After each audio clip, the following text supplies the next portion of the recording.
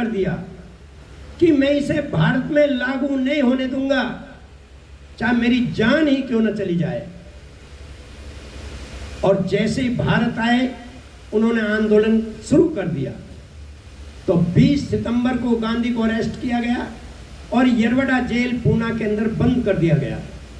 वहां पर गांधी ने आमरण शुरू कर दिया। किसके खिलाफ? करना तो अंग्रेजों के खिलाफ चाहिए था, लेकिन उन्होंने डॉक्टर अंबेडकर के खिलाफ कर दिया। और सारे कांग्रेसी बाबा साहब पे दबाव डालने के लिए आ गए। गांधी जी के प्राण खतरे में हैं, उन्हें बचाओ बचाओ। बाबा साहब ने कहा, एक गांधी मर जाएगा तो क्या भारत खाली हो जाएगा? मेरे तो करोड़ों लोगों के गले पर आरा चल जाएगा। तुम मुझे लैंप पोस्ट पे लटका दो, लेकिन मैं हिलूंगा नहीं। लेकिन अगले दिन से बाबा साहब के खिलाफ साजिश शुरू हो गई। नारे लगाए जाने लगे, डॉक्टर अंबेडकर देश गद्दार है, डॉक्टर अंबेडकर देश को आजाद नहीं होने देना चाहता, डॉक्टर अंबेडकर हिंदू धर्म विरोधी है, डॉक्टर अंबेडकर अंग्रेजों का पिट्ठू है, चमचा है।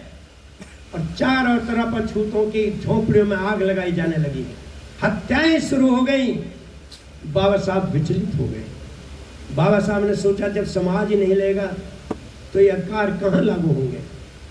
तब मजबूर होकर बाबा साहब डॉक्टर अंबेडकर 24 सितंबर 1932 को यरवड़ा जेल में गए और गांधी के साथ बैठकर समझौता किया और उसमें ये अधिकार छिन गए और गांधी का अनशन तुड़वाया गया। लेकिन उसके बाद जब संविधान बनाने की बारी आई तो संविधान सभा का चुनाव हुआ। इन कांग्रेस के लोगों ने बाबा साहब को हरवा दिया, लेकिन बंगाल के हरिचंद ठाकुर, गुरुचंद ठाकुर, उन लोगों ने बाबा साहब को अपने यहां से जितवाकर भेजा। जब संविधान सभा में आ गए तो फिर इन कांग्रेस के लोगों ने, गांधी ने उस इलाके को जहां से बाबा साहब जीत के आए थे, खुलना और जैसोर से, उसको बांग्लादेश, जो पूर्वी पाकिस्तान था, उसको दे दिया, बांग्लादेश बन गया। तो बाबा साहब ने कहा, मैं पाकिस्तान जाकर क्या करूंगा, मेरा समाज तो भारत में रहता है। और उन्होंने वहां से रिजाइन कर दिया। फिर जब देखा कि ये संविधान सभा में मुझे नहीं जाने देना चाहते, तब वो तुरंत दौड़े हुए लंदन गए और वहां के पीएम से कहा कि गांधी और नेहरू, मुझे ये कांग्रेस के लोग संविधान सभा में नहीं जाने देना चाहते। मेरा आपसे निवेदन है कि इन पर दबाव बनाओ कि जब तक मैं संविधान सभा में ना पहुंच जाऊं, जब तक आप देश आजाद नहीं करेंगे। अंग्रेजों ने दबाव बनाया नेहरू पर कि भाई हम तुम्हें आजाद नहीं करेंगे, पहले डॉक्टर अंबेडकर को संविधान सभा में जितवा कर लेके आओ। तब इन्होंने पूना के अंदर एक सीट खाली करवाई और वहां से निर्विरोध बाबा साहब को संविधान में भेजा गया। और वहां पर फिर इनको संविधान समिति का चेयरमैन बनाया गया। और बाबा साहब डॉक्टर अंबेडकर ने फिर भी संविधान में धारा 340 के तहत इन पिछड़े वर्ग के लोगों के लिए एक आयोग बिठाने की व्यवस्था की। और वो अपने सामने ही 1951 में काका कालेलकर आयोग का गठन किया। लेकिन बाबा साहब डॉक्टर अंबेडकर 5 अक्टूबर को उनका इस्तीफा स्वीकार हो चुका था और वो बाहर आ गए थे। और 1953 में काका कालेलकर आयोग ने अपनी रिपोर्ट दे दी, लेकिन कांग्रेस के लोगों ने उस पर अमल नहीं किया। कब तक? 1977 तक। 1977 में कांग्रेस सरकार चली गई, फिर जनता पार्टी की सरकार बनी, मोरारजी देसाई प्रधानमंत्री बने। तो मान्यवर कांशीराम साहब ने मोरारजी देसाई से मिलकर के कहा कि पिछड़ों के लिए जो काका कालेलकर आयोग की रिपोर्ट है उसे लागू करो। मोरारजी देसाई ने कहा ये रिपोर्ट तो पुरानी हो चुकी है, हम नया आयोग बिठाते हैं, जो रिपोर्ट देगा हम उसे लागू करेंगे। और उन्होंने 1978 में मंडल आयोग का गठन किया बिंदेश्वर प्रसाद मंडल के नेतृत्व में, और उसने अपनी रिपोर्ट 1980 में दे दी। लेकिन इतनी जनता पार्टी की सरकार चली गई और फिर कांग्रेस सरकार आ गई, और कांग्रेस ने 1980 से लेकर के 1989 तक उस पर कोई अमल नहीं किया, रद्दी की टोकरी में डाल दिया गया। इधर वीपी सिंह की सरकार बनी 89 में, तो उस समय उनको जरूरत थी बहुजन समाज पार्टी के 3 एमपीओ की।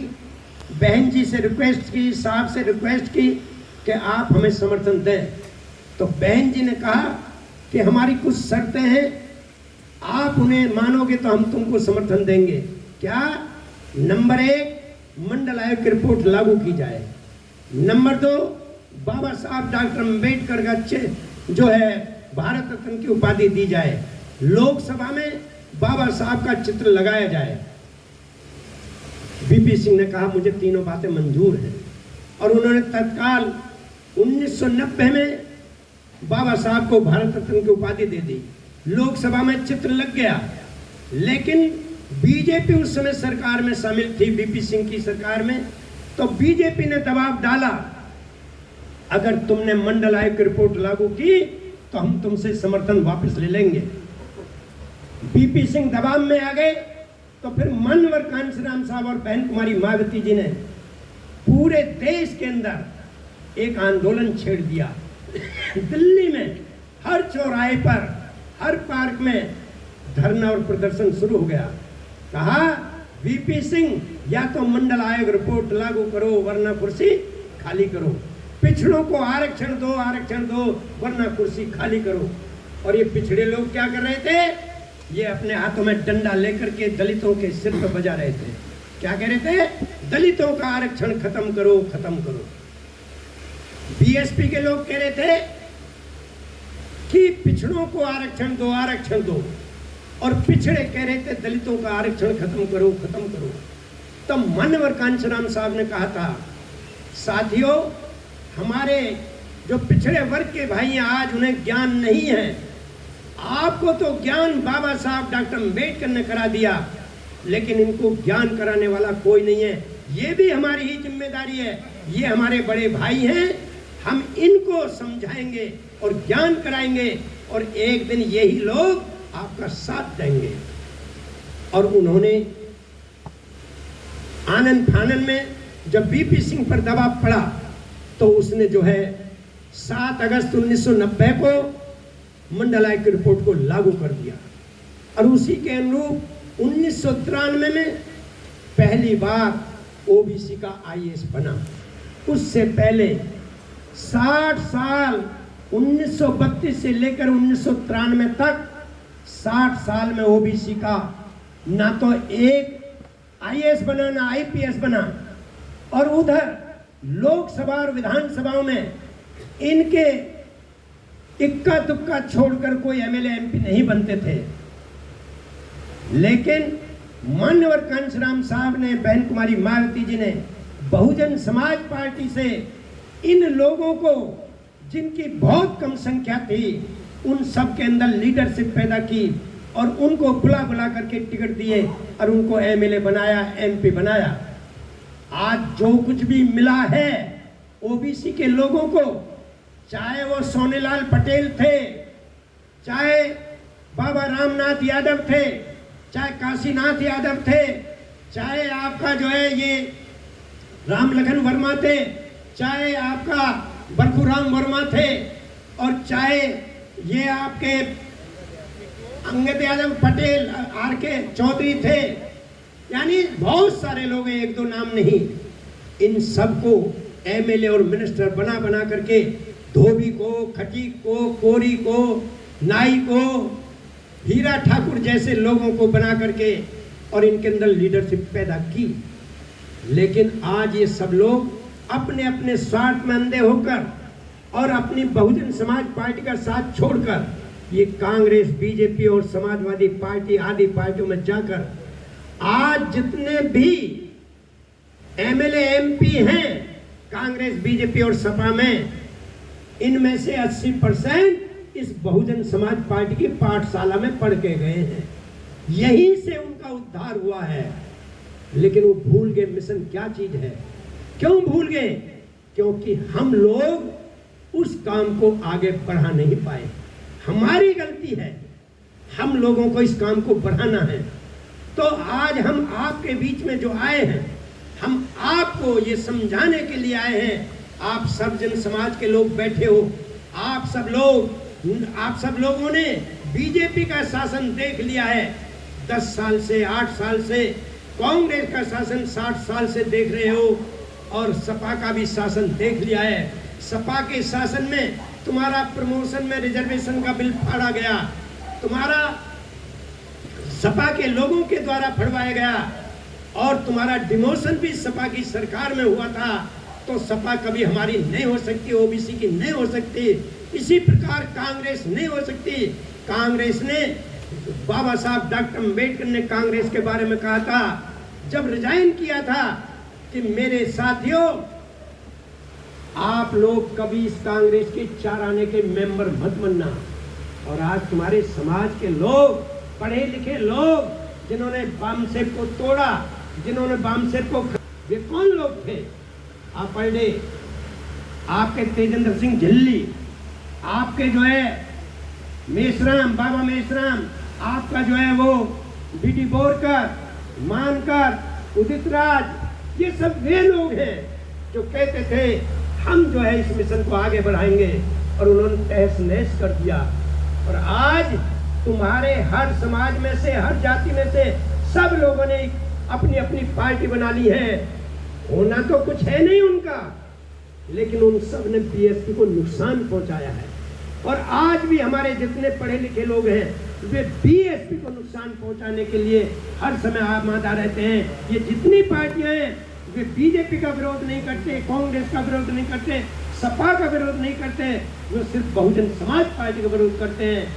बीएसपी जिंदा है तो आपकी इज्जत है, आपका सम्मान है। जिस दिन बीएसपी खत्म हो जाएगी, उस दिन आपको गुलामी के अलावा कुछ मिलने वाला नहीं है। ये आप उनको समझाएंगे, वो मोटिवेट होंगे, और उनसे पूछो कि आपके समझ में हमारी बात आई?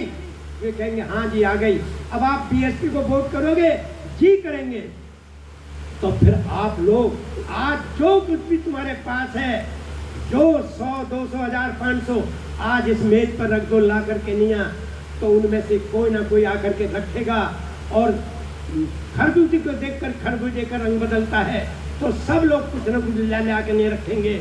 जब तुम्हारे लास्ट में जब सब हो जाए तो सबकी गिनती करो, और गिनती करने के बाद बताओ उन लोगों को कि आपके गांव से आज इतना पैसा बहुजन समाज पार्टी को आर्थिक कल्याणकारी दिवस के रूप में आपने जो सेव किया है, हम रजिस्टर में चढ़ा रहे हैं। और वहीं के एक विशेष जो आपकी मिशन का जानता हो, उससे साइन कराओ, उसका नंबर लिखो, मोबाइल नंबर लिखो, और फिर यहाँ आकर के कि ये काम कैसे आगे बढ़े। हम धोखा नहीं दे सकते।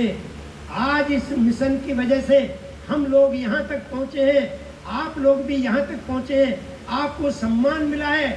आपको भले ही कोई जमीन ना मिली हो, आपको दुकान ना मिली हो, आपको नौकरी ना मिली हो, लेकिन ये गारंटी है कि बहुजन समाज पार्टी के कारण आपकी तूती बोलती थी यहाँ जब सरकार थी। आज सरकार नहीं है, आज तुम्हारे थाने में बात नहीं सुनी जाती। तो आपको सरकार बनानी है, और 2027 आपका ये आ रहा है, और 2027 में आपको हर सूरत में, हर संघर्ष में आपको तैयारी के साथ मैदान में आना है और सरकार बनाने के लिए काम करना है। तो इसके लिए प्रतिदिन आपके पास डायरी या रजिस्टर रोज मेंटेन होना चाहिए। आज 16 है, 17 तारीख से 17 अक्टूबर से लेकर के 15 जनवरी तक कम से कम महीने में 20 और 25 दिन आपके इस काम में लगने चाहिए। अगर आपने रजिस्टर का काम नहीं किया तो फिर मत कहना कि ये भाई हमारे साथ क्या हुआ है। आपको इतना समय देना पड़ेगा। आपने 12 साल खो चुके हैं। 2012 से लेकर आज तक सब लोगों ने, हमारी भी गलती है, हम लोगों ने आपको मोटिवेट नहीं किया। हम लोग आपके बीच में नहीं गए। हम लोग अभी जो ये 2024 का चुनाव है, हम लोग डर गए क्योंकि हमारे मन की सी बात नहीं हुई, क्योंकि हमारे साथी चाहते थे कि बहन जी इंडिया गठबंधन में शामिल हो। वो भी जनता के दबाव में आ जाते थे।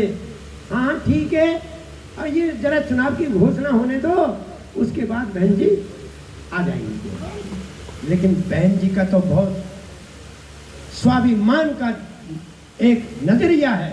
वे स्वाभिमान के साथ कभी समझौता नहीं करती और उनका हमारे लिए तो कांग्रेस भी एक जैसी है और बीजेपी और सपा भी, हमारे इनके साथ समझौता नहीं हो सकता।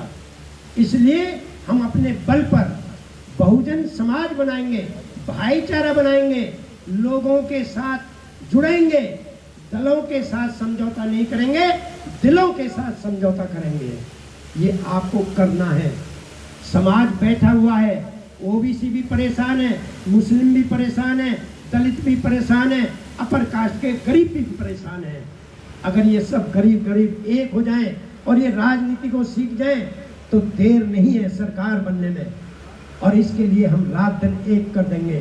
15 जनवरी के बाद जैसे ही आपका ये चुनाव होगा दिल्ली का पूरा, उसके बाद हम पूरा डेरा डाल देंगे और हर जिले के गांव-गांव में जाएंगे, लोगों को समझाएंगे, कैडर देंगे और उनको बताएंगे कि सिर्फ बहुजन समाज पार्टी ही आपकी सुरक्षा कर सकती है, वरना तो आपका रोजगार छिन गया, आपकी सुरक्षा छिन गई, आपकी चिकित्सा छिन गई।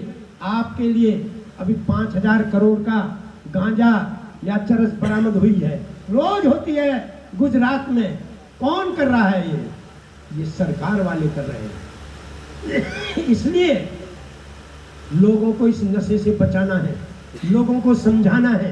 पान, बीड़ी, सिगरेट, गुटखा, तंबाकू, शराब, गांजा, भांग, अफीम, चरस, इनसे दूर रखना है, उनको प्यार से समझाना है। मानेंगे, जरूर मानेंगे। इसलिए आप लोगों को सामाजिक रूप में भी समझाओ और राजनीतिक रूप में भी समझाओ। तो आपकी डायरी में और रजिस्टर में ये प्रति दिन का जिस गांव में जाओ वो दर्ज होना चाहिए। अगर आप एक दिन में 4 गांव में गए, 2 सुबह को 2 शाम को और कुछ बीच में वैसे जिम्मेदार लोगों के पास मिले, तो एक दिन में 4 गांव, एक विधानसभा में, तो फिर 25 दिन में कितने हो जाएंगे? 100 गांव हो जाएंगे। और 3 महीने में कितने हो जाएंगे? 300 हो जाएंगे। पूरी विधानसभा में एक लहर चल जाएगी, एक माहौल बन जाएगा कि हाँ अब ये हो रहा है। अगर आपको सरकार बनानी है तो आपको ये 20-25 दिन देने पड़ेंगे, और नहीं बनानी है ऐसे ही अपना जो खाना पूर्ति करनी है, घर चलाना है, 1000-2000 के लेकर के नहीं, बस अपना घर चलता रहे, तो तुम कभी जिंदगी में सम्मान नहीं पा पाओगे। इसलिए 100, 200, 1000, 500 को छोड़ो, इस पार्टी को मजबूत करो और अपनी सरकार बनाओ। तो फिर ज्यादा नहीं तो जो पहले 7 साल की सरकार बनी थी उसमें देख लेना, लगभग बहन जी के जितने भी नॉलेज में थे उन सब लोगों को सरकारी जमीन के पट्टे दिए, सुरक्षा मुहैया कराई। जो लोग गरीबों के साथ जुल्म करते थे उनका उठा के जेल में बंद किया। राजा भैया जैसे व्यक्ति को 5 साल तक एनएसए में बंद रखा, नौकरी भी दिलाई, ठेकेदारी भी दिलवाई। कोई जानता नहीं था ठेकेदारी क्या चीज होती है, लेकिन आपको हर क्षेत्र में आपका बैकलॉग का कोटा पूरा किया। आपको जनरल सीटों पर भी नियुक्ति दी गई, लेकिन आप उन बातों को रख नहीं पाते। और जो नेगेटिव सोच के लोग हैं वे तुम्हारे वोटर्स पे हावी हो जाते हैं। वो कहते हैं अरे बीएसपी तो खत्म हो गई, बीएसपी में कुछ नहीं बचा, अब तो भाई कांग्रेस, जैसे कांग्रेस ने इनके लिए बहुत कुछ किया हो। स्टूल तक बैठने के लिए नहीं मिलता इन्हें, कुर्सी की बात छोड़ो, अपमानित होते हैं, नाक रगड़वाई जाती है, माफी मंगवाई जाती है। ऐसी काय की लीडरशिप है, काय की नेतागिरी है, काय के एमएलएशिप और एमपीशिप है। धिक्कार है ऐसे लोगों को। इसलिए आप लोगों को ये काम करना पड़ेगा। और आज भाई हमारे एजाज इधर आए हुए हैं, जावेद जी, क्योंकि बनाया जा रहा है और इनका नाम फोल्डर में आ जाएगा जल्दी ही, ठीक है। और इनका साथ दे रहे हैं सुरेंद्र, क्या नाम है, रमेश चंद्र जी। तो आप ये काम करोगे